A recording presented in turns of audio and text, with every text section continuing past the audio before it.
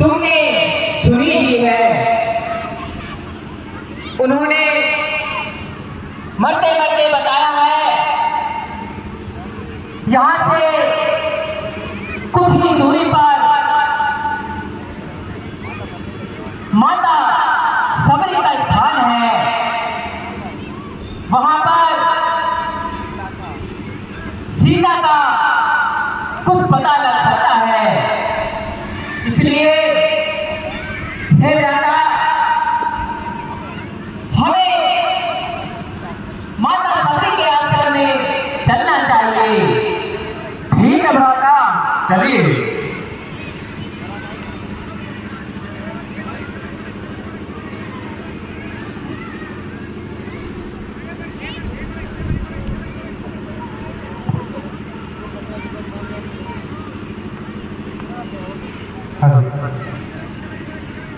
ना जाने मेरे प्रभु राम का वर्षों की प्रतीक्षा, फिर भी अभी तक प्रभु का कहीं कोई आने का संकेत नहीं। लेकिन मुझे अपने गुरु पर पूर्ण विश्वास है कि अगर उन्होंने कहा है कि राम इस कुटिया में आएंगे तो अवश्य आएंगे। राह निहारत थके नयन, ना करते विश्राम। राह निहारत थके नयन, ना करते विश्राम। गुरु मतंग कह कर गए, एक दिन आएंगे राम सारू, एक दिन आएंगे राम।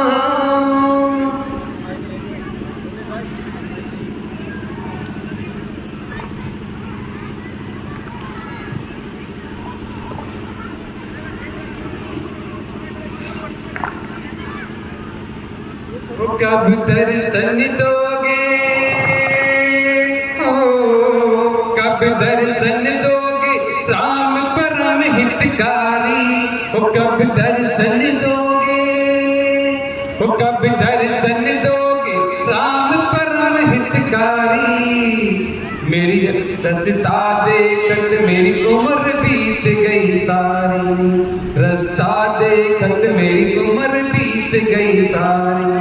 कब दर्शन दोगे, कब दर्शन दोगे दीन राम हितकारी। कब दर्शन दोगे दीन राम हितकारी। रास्ता देखत मेरी उम्र बीत गई सारी, रास्ता देखत मेरी उम्र बीत गई सारी। कब दर्शन दोगे, कोई काटा कहीं प्रभु को चुभने न पाए, कहीं कोई काटा प्रभु को न चुभने पाए। इस राह में मैंने चुन चुन कर पुष्प बिछाए, मीठे फल चख कर, ओ मीठे फल चख कर नित्य सजाऊं थारी। मीठे फल चख कर नित्य सजाऊं थारी। रास्ता देखत सबरी की उम्र गई सारी, रास्ता देखत मेरी उम्र बीत गई सारी। श्री राम चरण में प्राण बसे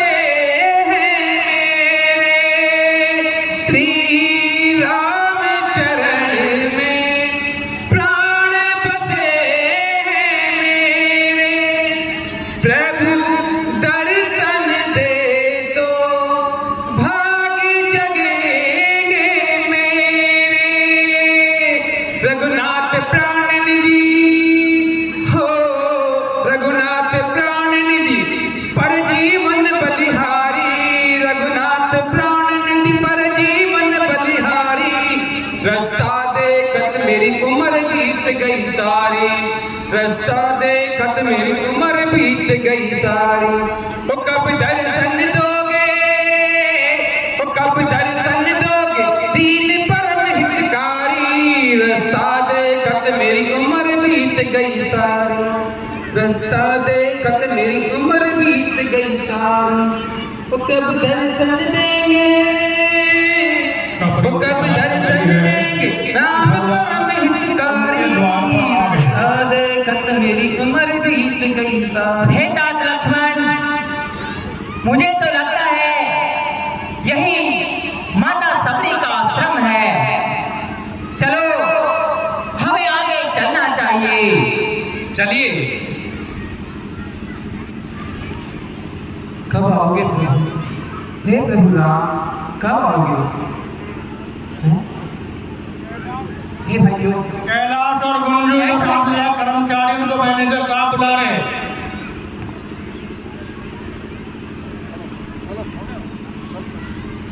हे प्रभु, मैं आपसे निवेदन करती हूँ आगे ना बढ़िए, अपने कदमों को वहीं रोक लीजिए। इस रास्ते पर मैंने मेरे प्रभु श्री राम के लिए फूल बिछाए हैं। आप नित्य प्रतिदिन आकर मेरे इन फूलों को फैलाकर बिखेर देते हैं, रोजाना ऐसा करते हैं।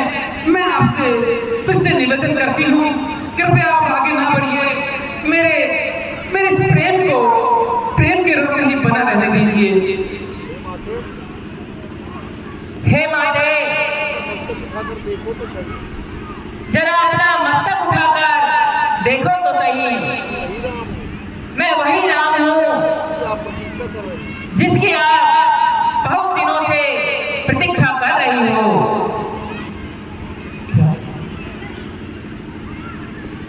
क्या आप ही वो राम है जिसे मेरे गुरुदेव ने कहा था कि वो एक दिन इस कुटिया में अवश्य पधारेंगे। हे प्रभु मुझे क्षमा कर दीजिए प्रभु, मैं आपके रूप को देखकर आपको नहीं पहचान पाई और मैंने इतना बड़ा अपराध कर दिया प्रभु। मैं वर्षों से जिस भगवान की प्रतीक्षा में यहाँ पर बैठी रहती हूँ, आज जब वही प्रभु मेरे दर पे आए तो मैं उन्हें पहचान न सकी। ये नीच बुद्धि की औरत अपने प्रभु को नहीं जान पाई। मुझे क्षमा करना प्रभु, मुझे क्षमा करना।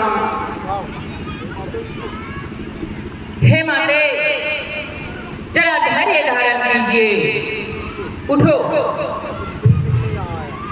मैं तुमसे यहाँ पर मिलने आया हूँ। हे माते, चलिए अब आश्रम में चलते हैं। आइए प्रभु, आइए पधारिए,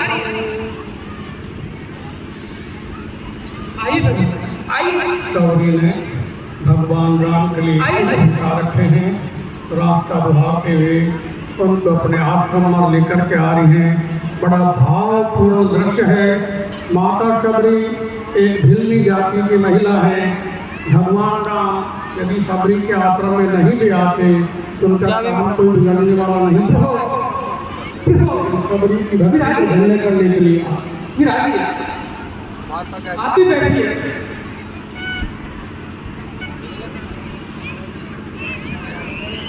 हे प्रभु,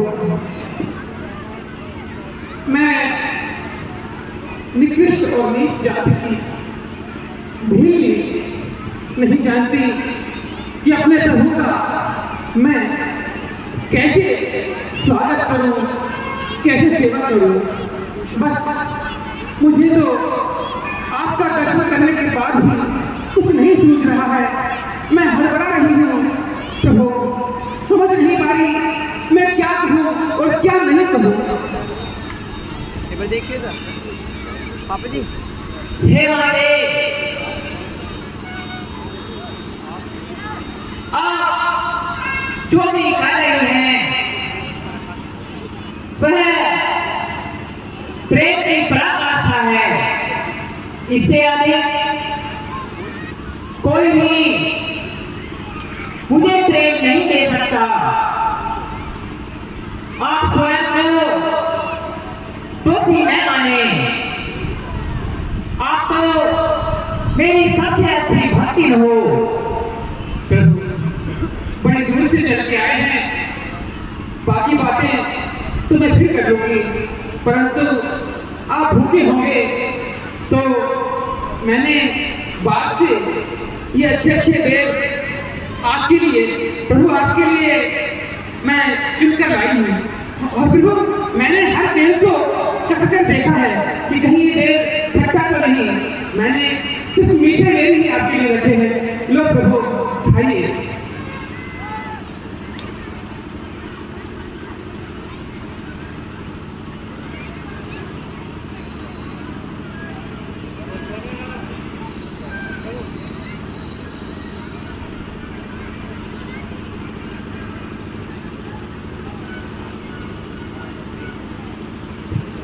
भगवान बड़े प्रेम से शबरी के द्वारा दिए हुए झूठे वेदों का आनंद के साथ भक्षण कर रहे हैं। हे मारे, इस भोजन में तो बहुत ही अत्यधिक स्वाद है। इस भोजन में मुझे माता की याद दिलाती है। बहुत ही अच्छा भोजन है। ऐसा भोजन तो कभी सीता ने भी नहीं परोसा। इतना स्वादिष्ट भोजन आपके आश्रम में, इतना स्वादिष्ट भोजन प्राप्त हुआ है।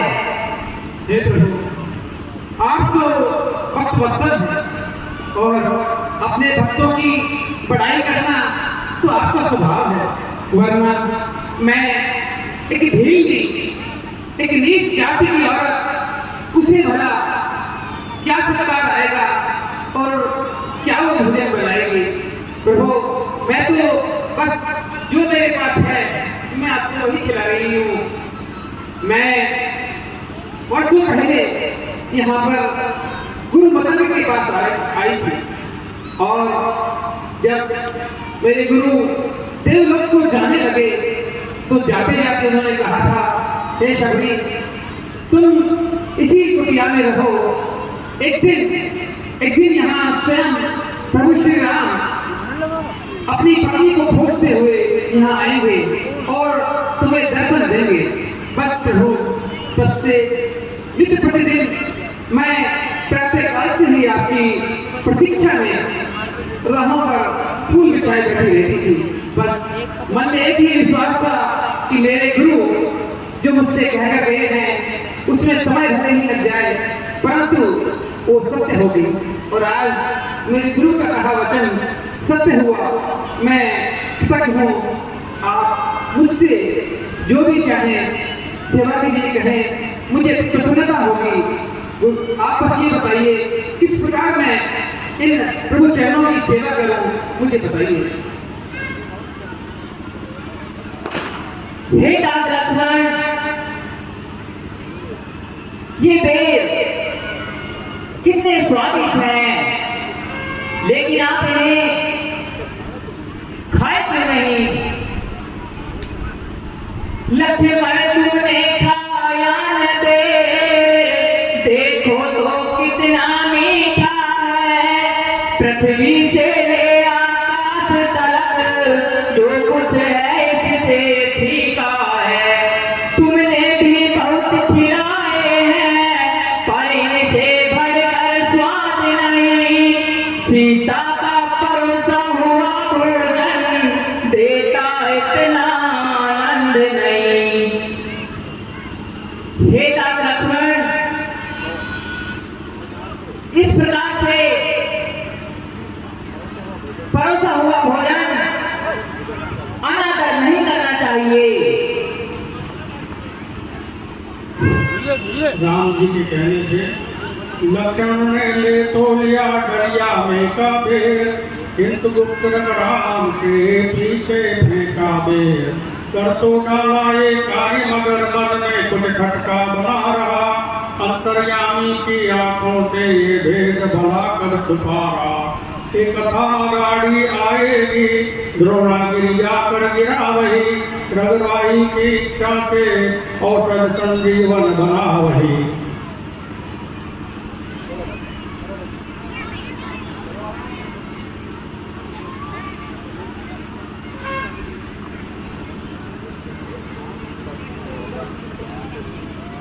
हे प्रभु, मैं थोड़ा बहुत ही जानती हूँ, परंतु यदि आप बताएं कि किस प्रयोजन से आपका इस वन में आना हुआ, क्योंकि आप तो राजकुमार हैं और अपने महलों को छोड़कर बिना कारण कोई वनों में नहीं घूमता।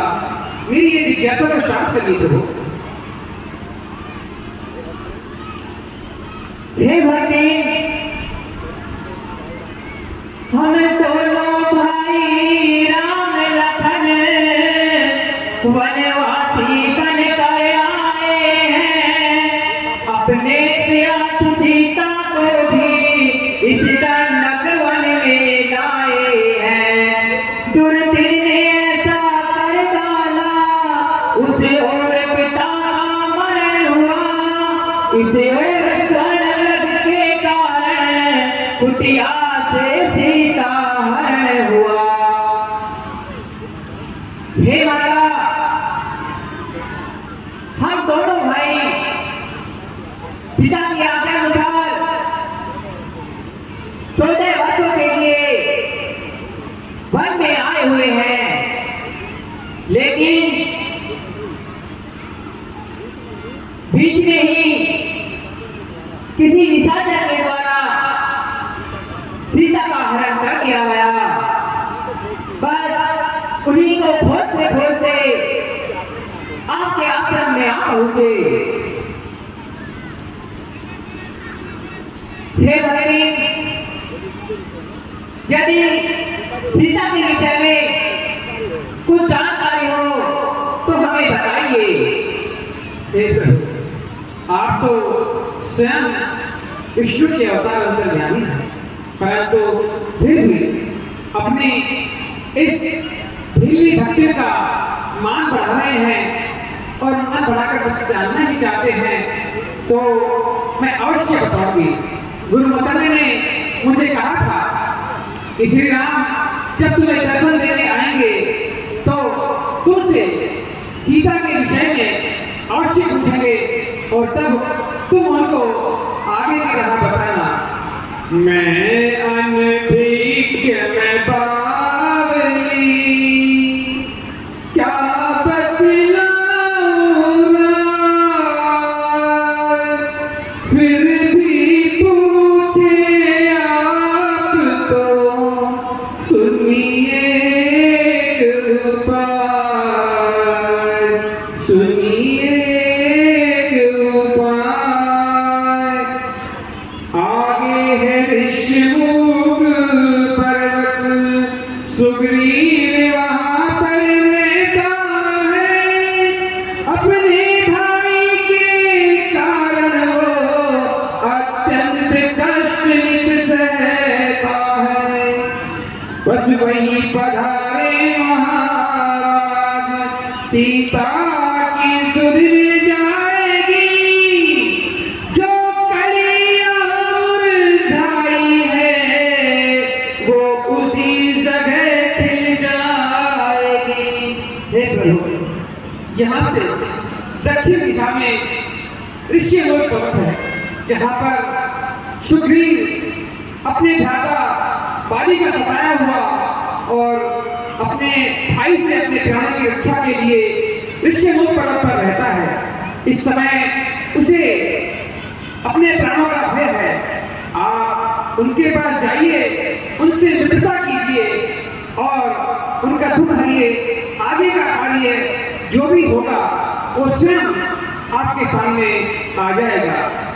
प्रभु, जाने से पहले मैं आपसे कुछ चाहती हूँ, तो प्रभु अगर आपकी आज्ञा हो तो मैं अपनी इच्छा आपके समक्ष रखूं।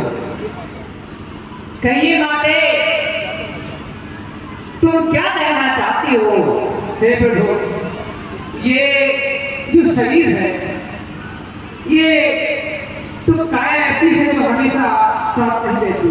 इसे छोड़कर जाना नहीं। मुझे अपने तन से कोई मोह नहीं। बस प्रभु, मैं तो इन चरणों में अपना ध्यान रखना चाहती हूँ और आपकी नवरा भक्ति का ज्ञान आपसे मुख से सुनना चाहती हूँ। आप बस इतना कर दीजिए, मैं कृतज्ञ हो जाऊंगी प्रभु।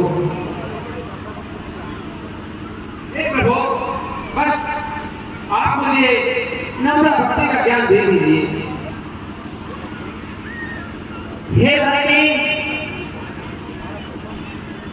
तुम्हारा प्रश्न बहुत ही उचित है। नवरा भक्ति तो बहुत दूर, यदि किसी में मेरी एक भी भक्ति हो, वह बहुत सागर से पार होकर जाता है। मैं तुम्हें नवरा भक्ति कहता हूँ, आप ध्यान लगाकर सुनना। प्रथम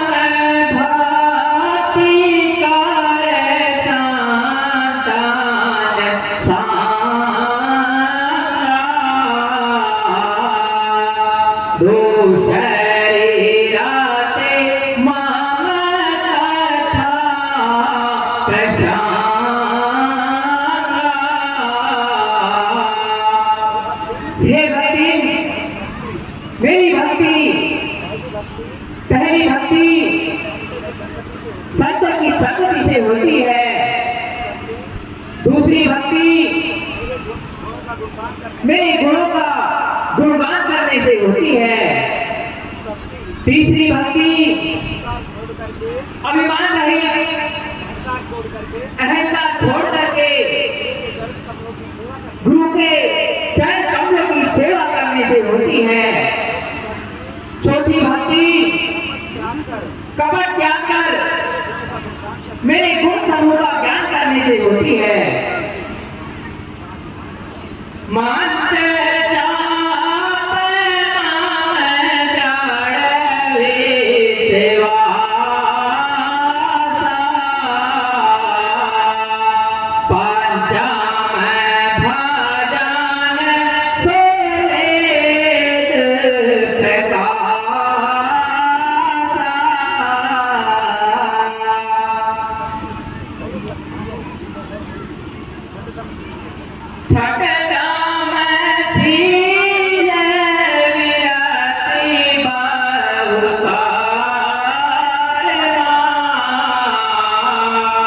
मेरा तनिया तारे साजान धारमा।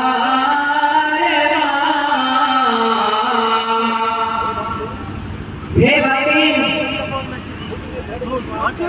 मुझमें दृढ़ विश्वास करके मंत्र का जाप और भजन करे। और पांचवी भक्ति यही है जो वेदों में प्रकाशित है। इंद्रियों को रोकना, बहुत से कर्मों से विरक्त, सज्जनों के धर्म में प्रीति लगाना, यह छठी भक्ति है।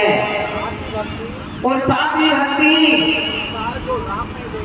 संसार को राम में देखे, संत मुझसे अधिक समझे, यह सातवीं भक्ति है। आठवीं भक्ति जो मिल जाए उसी में संतोष करे, स्वप्न में भी पराये दोषों को भी नहीं देखे, यह मेरी आठवीं भक्ति है। और नवीं भक्ति जो सीधे स्वभाव से निष्कपट बर्ताव करे और वाणी में भरोसा रखे, उसी प्रकार का आनंद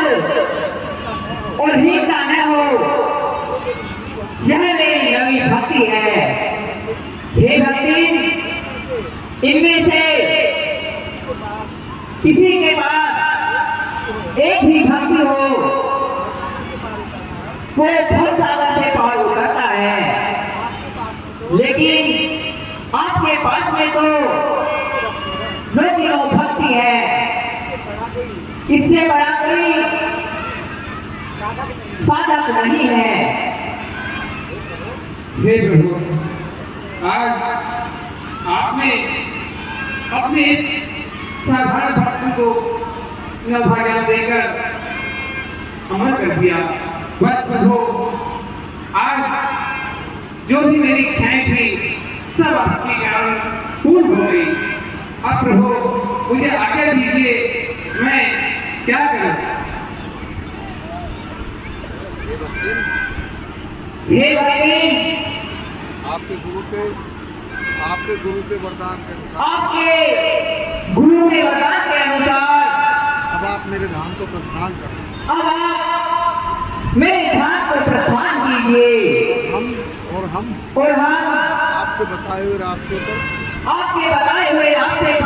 ऋषिमुख पर्वत की ओर जाते हैं। ऋषिमुख पर्वत की ओर जाते हैं। हाँ प्रभु, मेरे गुरु मदन मुझे बुला रहे हैं।